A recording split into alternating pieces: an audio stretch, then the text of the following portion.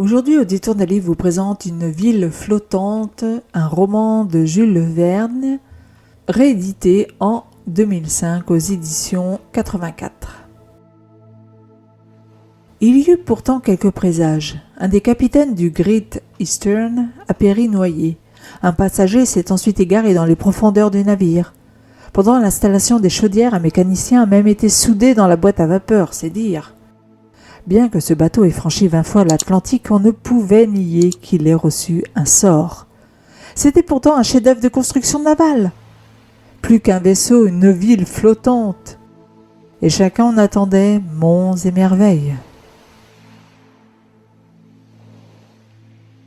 C'est un des romans sans doute les moins connus de Jules Verne, où il raconte une traversée à bord du Great Eastern, un bateau à vapeur effectuant la liaison entre Liverpool et New York.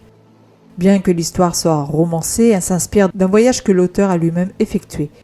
Le Great Eastern était à l'époque, en 1870, le plus gros bateau jamais construit. Long d'environ 200 mètres et large de 30 mètres, ses dimensions ne sont pas si éloignées des supertankers d'aujourd'hui. Au début du livre, ce bateau impressionnant, qui vient tout juste de servir à poser un câble télégraphique sous-marin entre l'Europe et l'Amérique, est en plein travaux afin d'accueillir à nouveau des passagers. Ensuite, l'auteur raconte à la première personne la traversée de l'Atlantique et ses péripéties tant météorologiques que humaines. Il en profite régulièrement pour donner des détails techniques sur le bateau lui-même, tels que le nombre et la puissance des chaudières ou les diverses dimensions du bateau et de ses composants.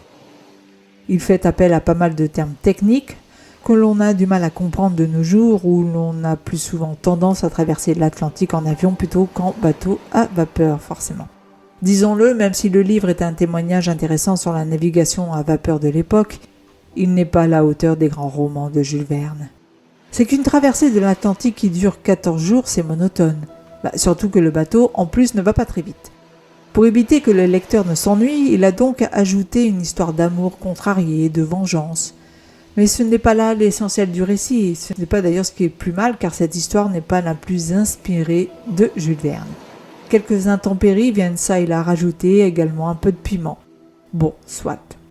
Ceux qui sont intéressés par les bateaux, et particulièrement par les bateaux à vapeur de la deuxième moitié du XIXe siècle, ou ceux qui ont décidé de lire les œuvres complètes de Jules Verne, peuvent s'attarder sur ce roman.